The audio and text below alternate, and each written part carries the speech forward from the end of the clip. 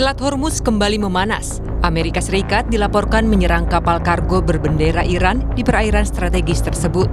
Sementara di waktu hampir bersamaan, Korps Garda Revolusi Islam Iran atau IRGC menyita kapal tanker Ocean Koi. Serangan Amerika yang menargetkan kapal kargo Iran di dekat Selat Hormuz membuat sejumlah kru dilaporkan terluka dan beberapa kru lainnya hilang. Di sisi lain, IRGC melancarkan serangan rudal dan drone skala besar terhadap kapal-kapal militer Amerika Serikat di dekat Selat Hormuz. IRGC menuduh Amerika Serikat terlebih dahulu melanggar gencatan senjata dengan menggempur kapal tanker dan area sipil di wilayah Iran bagian selatan. این که جدید نیست. آمریکا همیشه در رویکرداش هم نقض داشته هم رفتاراش متناقض بوده. الان هم چیز جدیدی نیست. متاسفانه همیشه در رفتارهاش اقدامی که دیشب انجام شد هم نقض فاحش حقوق بین الملل منشور سازمان ملل بود و هم نقض آتش بس. اولین بار هم نبود. و البته اطلاع دارید که مدافعین کشور سیلی بزرگی بهشون زدن، با تمام توان دفع کردن شرارتشون. بنابراین همزمان که ما در وضعیت حسمی آتش بس قرار داریم، نیروهای مسلح ما با تمام توان هم آمادگی دارن و هم با دقت رصد میکنن هر جا هم که لازم باشه. Menlu Amerika Serikat mengatakan tindakannya adalah pembalasan dan dilakukan untuk membela diri. Amerika bilang saling serang di Selat Hormuz karena Iran lebih dulu menyerang mereka. Well, you should ask that of the Iranians. Don't ask me. We didn't fire. They fired on us. My point is, if you fire at a U.S. Navy ship, what are we supposed to do? Say, oh, there's a ceasefire. We're not going to shoot down your drone. That's a stupid question. That's a stupid position to take. Of course we fired back at them. They were shooting at us. That's what I would expect to do. Only stupid countries don't shoot back when you're shot at. And we're not a stupid country. Ketegangan di Selat Hormuz terjadi saat gencatan senjata dan diplomasi antara Washington dan Teheran masih berlangsung dan menunjukkan bahwa konflik belum benar-benar mereda.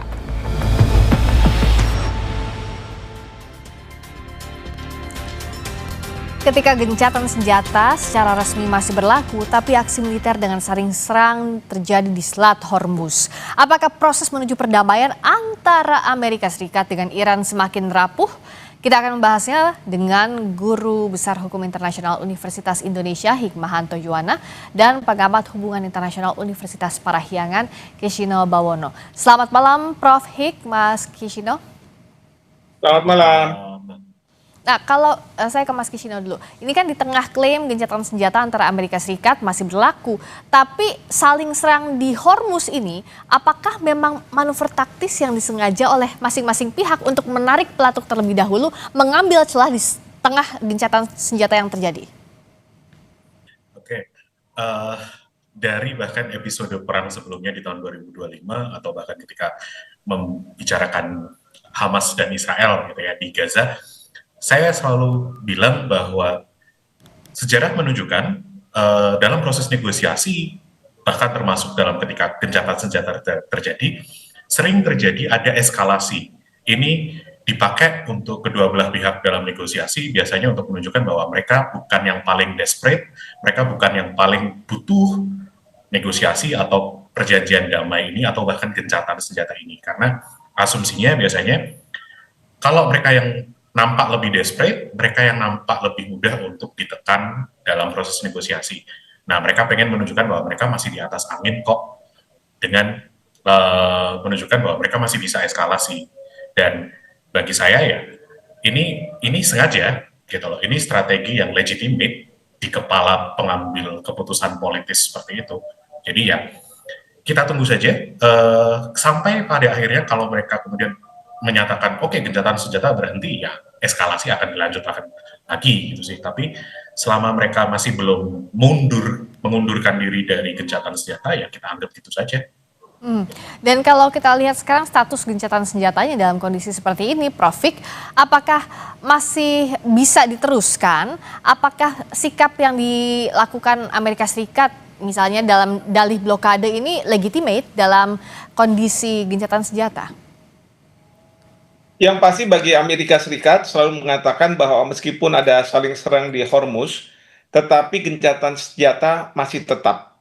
Ini karena di Amerika Serikat ada kekhawatiran dari Presiden Trump bahwa kalau misalnya gencatan senjata dianggap sudah tidak ada lagi, serangan besar akan dilakukan, Trump tidak mendapatkan persetujuan dari Kongres. Kemudian rating approval dari Trump itu mungkin akan semakin turun lagi dan turun lagi. Jadi dalam perspektif Amerika Serikat, gencatan senjata itu harus tetap ada. Lalu yang kedua, kalaupun ada serangan di Selat Hormuz, ini dianggap sebagai serangan yang sebenarnya bisa dikendalikan. Dalam artian bahwa skopnya, lalu kemudian intensitasnya itu masih bisa dikendalikan.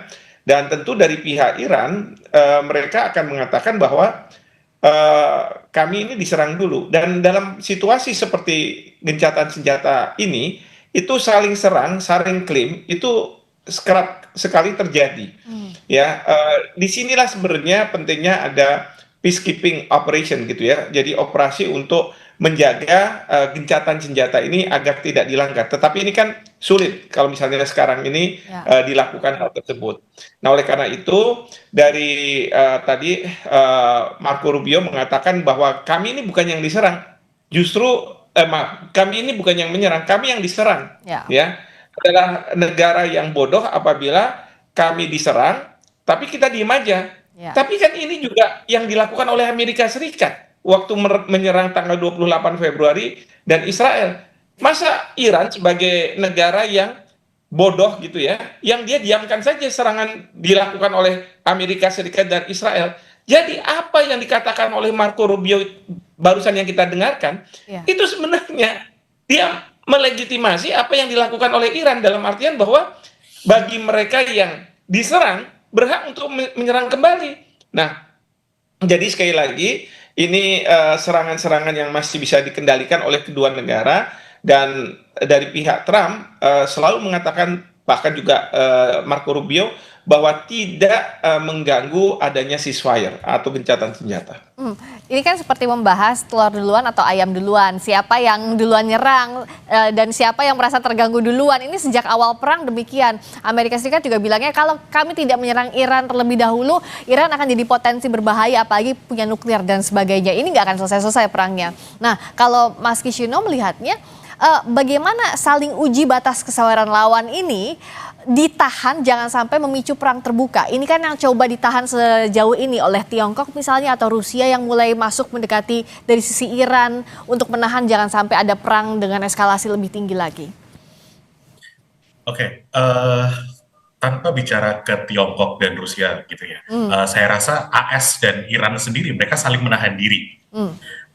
Kenapa AS saya anggap menahan diri? Satu, mereka baik di pemerintahan maupun di publiknya masih punya trauma dengan forever war atau perang abadi yang terjadi di Afghanistan, di Irak kemarin. Mereka kan perang di sana 1 sampai 2 dekade, gitu ya. Dan itu membuat kampanye Presiden Trump kemarin cukup sukses karena dia bilang bahwa aku akan mengakhiri perang di dunia ini, gitu kan. Dan kampanye perang itu yang kemudian sekarang berbalik dengan kondisi yang terjadi di Iran. Jadi saya rasa AS itu selalu menahan diri so far, karena kalau kelihatan juga mereka cuma pakai serangan udara dan misil.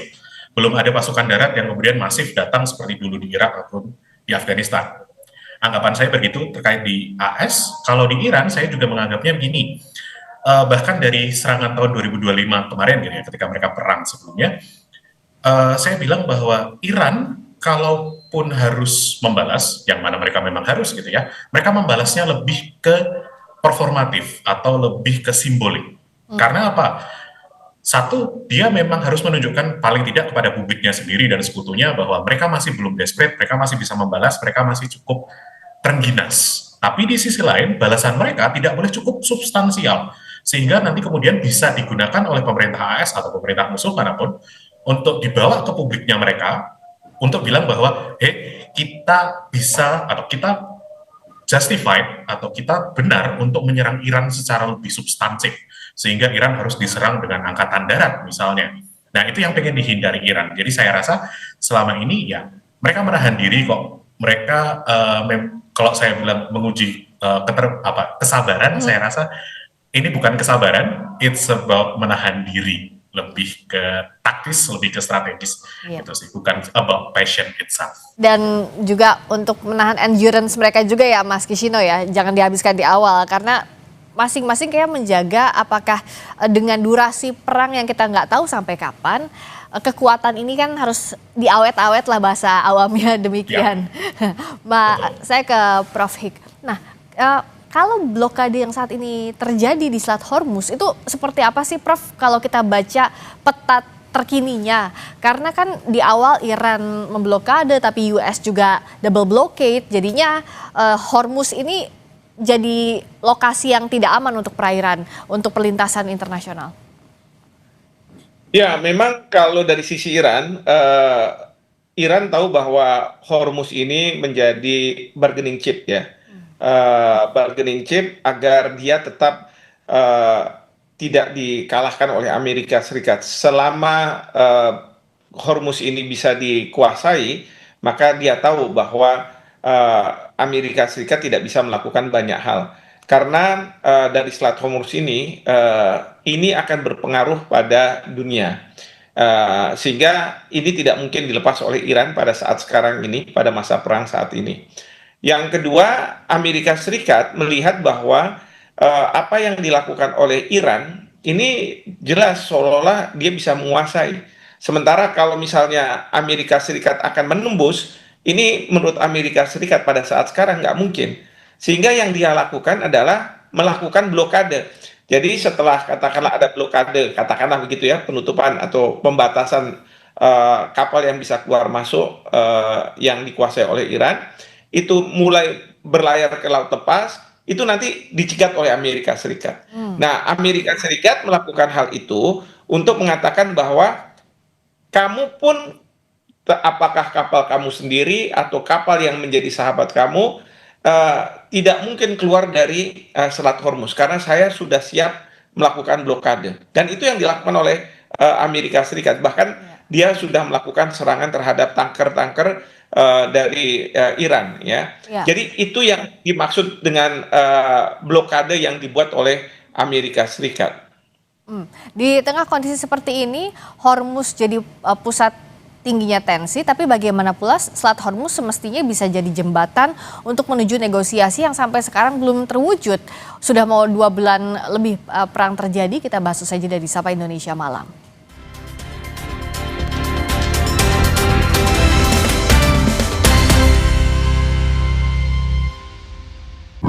Baru sari gandum peanut butter. Wah, kacang! Iya, selai kacangnya asli, tebal, selembut butter, manis, asin, gurih. Selai kacangnya asli, Tebal lagi. Baru sari gandum peanut butter. Tuh, tiap hari minta biskuit. Aku percayanya Roma Kelapa. Ada vitamin B, E, dan kalsium. Gurih manisnya asli kelapa. Nutrisinya pasti, kalau enaknya terbukti. Pasti Roma Kelapa. Dulu setiap sholat lutut gue sakit banget. Sekarang gue sadar tulang sendi sehat itu penting. Kolagena dengan kolagen, vitamin A dan kalsium membantu mempertahankan kekuatan sendi, tulang, dan kesehatan kulit. Kolagena banyak banget manfaatnya. Tuh, tiap hari minta biskuit. Aku percayanya Roma Kelapa. Ada vitamin B, E, dan kalsium. Gurih manisnya asli kelapa. Nutrisinya pasti, kalau enaknya terbukti. Pasti Roma Kelapa. Kejutan tutup botol Ramadan Aku Pipa dimulai. Hadiah spesial hanya selama Ramadan. Ada produk elektronik, uang, temukan hadiahnya di semua ukuran Aku Pipa selama Ramadan dari Linsfood. Tiap orang punya semangatnya masing-masing untuk memberikan yang terbaik. Terima kasih untuk kamu yang tidak bercerita tapi selalu semangat 100%. Kopi Kapal Api, jelas lebih enak. 1, 2, 3, 4. 4 fresh aroma for you. Fresh Care Smash dengan 4 pilihan aroma. Double inhaler, bisa ngerok, ngerol, sampai pijit. 4 in 1, Fresh Care Smash. Fresh gayanya, fresh aromanya. produktif di pagi hari, hasilnya pasti lebih berkualitas. Seperti lebah madu TJ, mencari sumber madu yang baik, dipanen di kematangan yang tepat, bantu jaga sehatmu. Madu TJ, kebaikan dari alam. Nikmati mie goreng ala chef di rumah.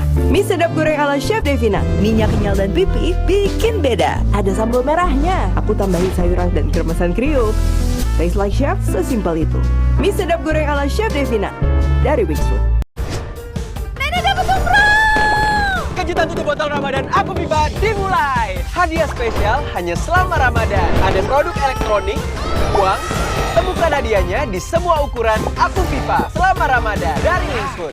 Yuk bikin masakan yang pasti diserbu. Pakai kecap sedap kedelai hitam spesial. Bikin lidah auto pati. Cumi kecap nih.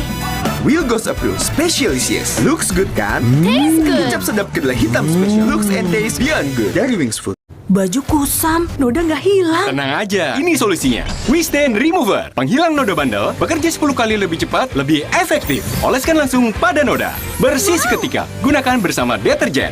Putih dan warna kembali cemerlang. Wingscare. Tiap orang punya semangatnya masing-masing untuk memberikan yang terbaik. Terima kasih untuk kamu yang tidak bercerita, tapi selalu semangat 100%. Kopi Kapal Api. Jelas lebih enak. Sebagai chef di jamuan internasional, saya andalkan Mama Lemon. Satu-satunya dengan formula extra power clean. Bersihkan 100 macam lemak, bau amis hilang. Mama Lemon, internationally approved, chef approved. Ada Mama Lemon, semua pasti beres. Lain.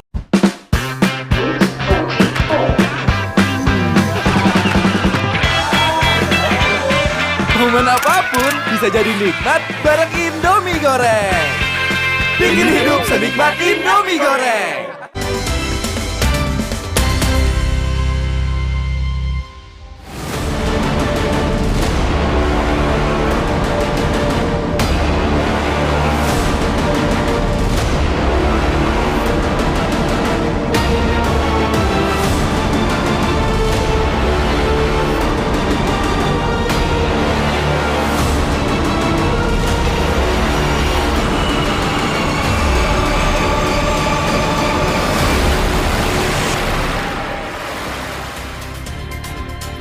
Kami masih membahas tensi di Selat Hormuz bersama dengan Guru Besar Hukum Internasional Universitas Indonesia, Prof. Hikmahanto Juwana, dan juga Pengamat Hubungan Internasional Universitas Parahyangan, Kishino Bawono. Mas Kishino, saat ini kan Hormuz jadi bargaining chip-nya untuk Iran terutama, dan Amerika Serikat mencoba untuk mengambil ini. Jadi ya, it's impossible to hand over Hormuz Strait di kondisi seperti ini. Nggak mungkin lah untuk diserahkan baik itu AS maupun Iran. Oh ya udah silahkan diambil alih aja, nggak mungkin. Nah, tapi bagaimana agar Selat Hormuz ini juga bisa jadi daya tawar pada negosiasi yang terus diupayakan, Mas Kishino?